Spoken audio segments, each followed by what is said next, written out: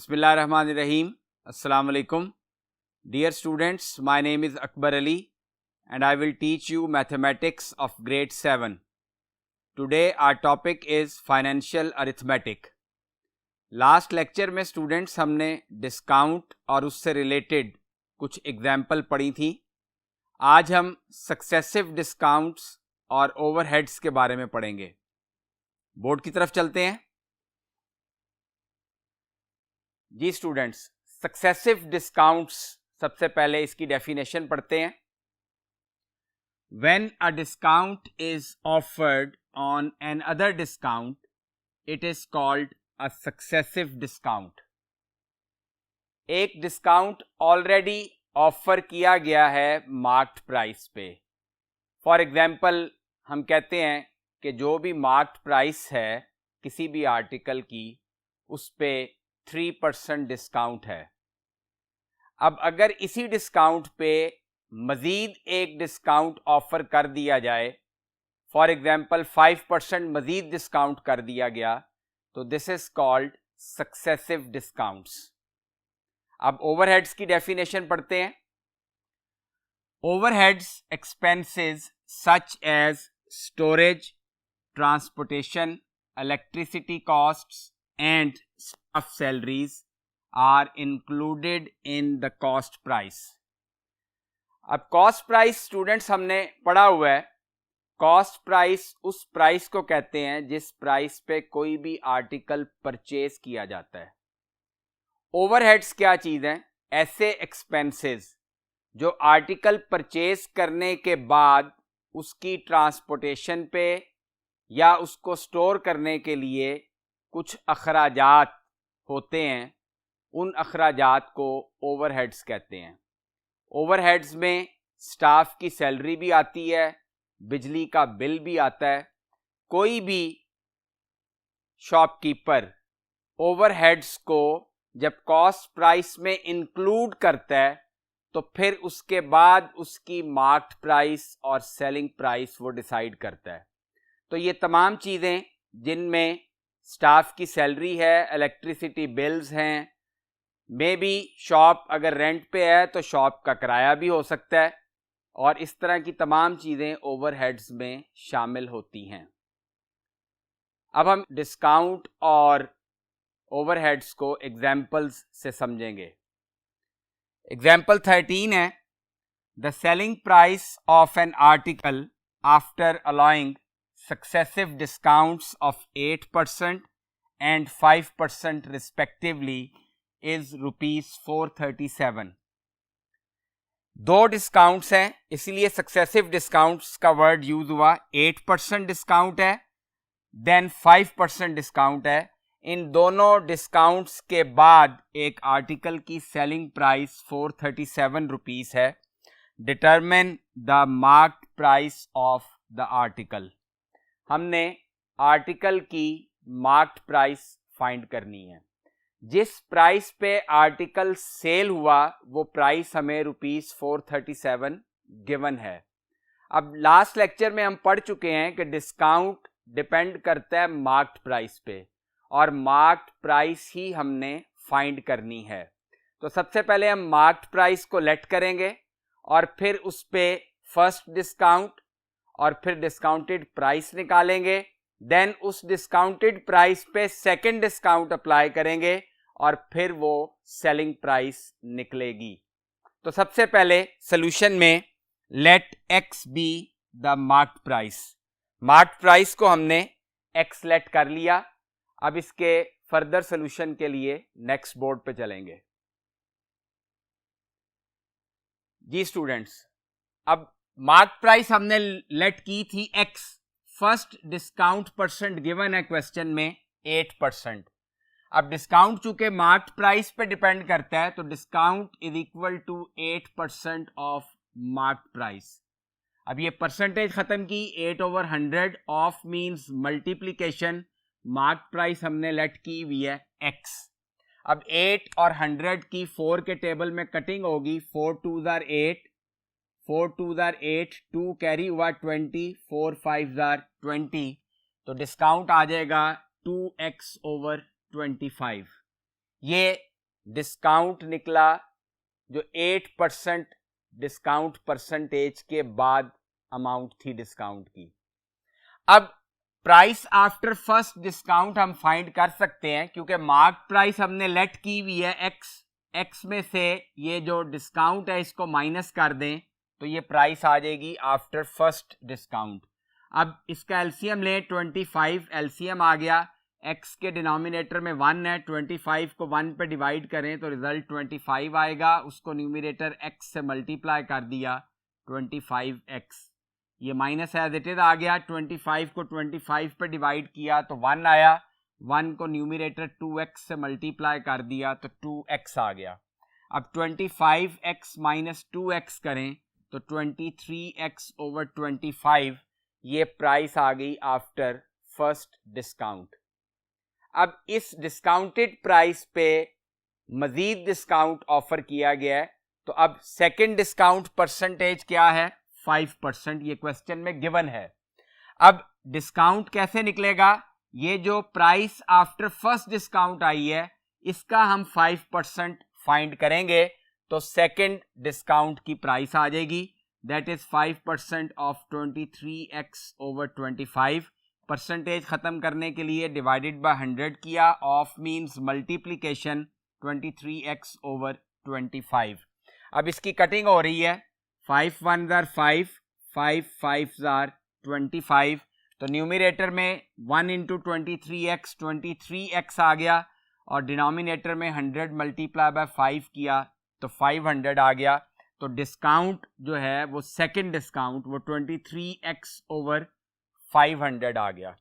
अब price after second discount find कर लेंगे हम, वो कैसे फाइंड करेंगे, price after first discount 23x over 25 थी, इसमें से जो मजीद डिस्काउंट है इसको सब्ट्रैक्ट कर देंगे तो 23x over 25 minus 23x over 500। अब 25 और 500 ये दो वैल्यूज हैं डिनोमिनेटर में, इनका एलसीएम लेंगे तो 500 एलसीएम आ जाएगा, 500 को 25 पे डिवाइड करें तो रिजल्ट हमारे पास 20 आएगा, उस 20 को 23x से मल्टीप्लाई करें तो 460x आ जाएगा। देन 500 को 500 पे डिवाइड किया, रिजल्ट 1 आया, 1 इंटू 23x 23x आ गया।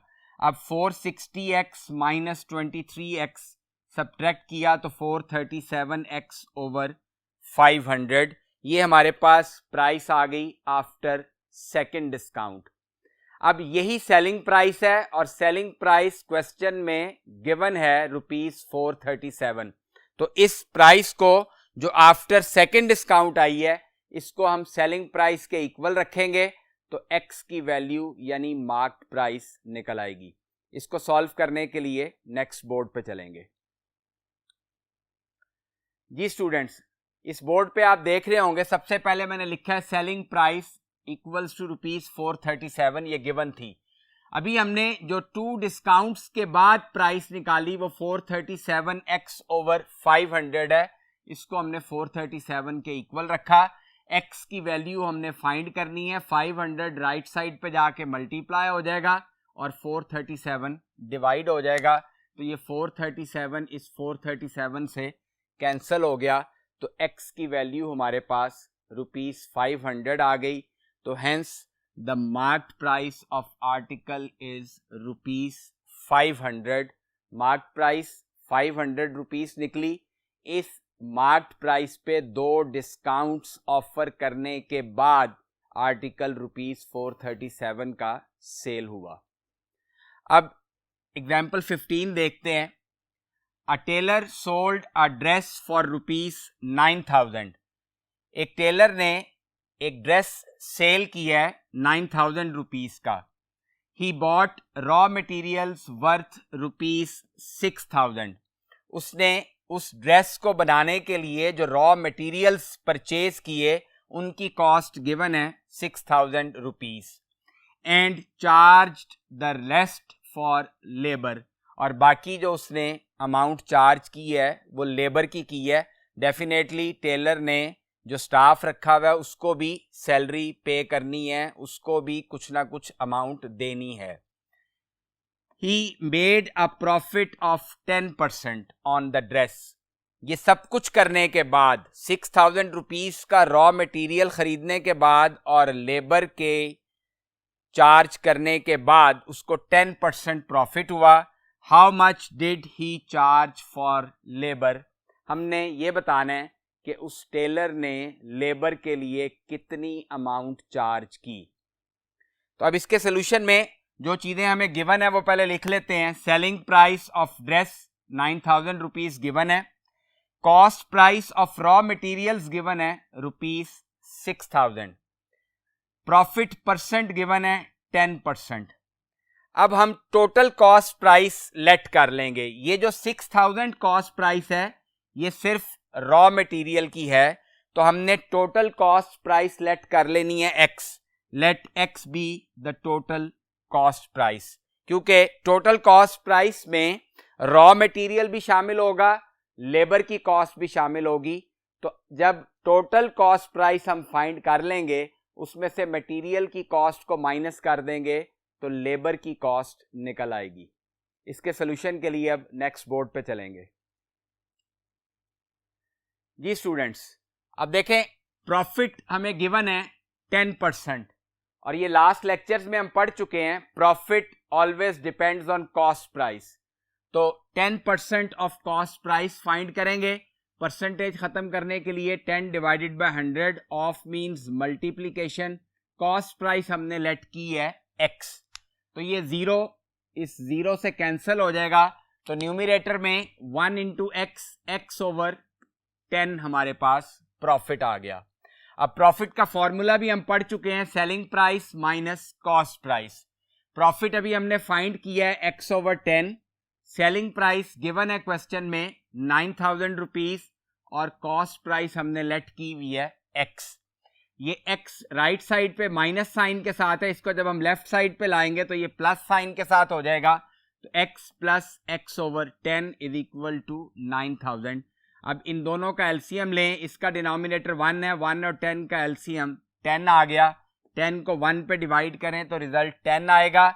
10 को न्यूमरेटर x से मल्टीप्लाई कर दिया, 10x plus as it is आ गया. 10 को 10 पे डिवाइड करें 1 आया, 1 इंटू x आ जाएगा इज इक्वल टू 9,000.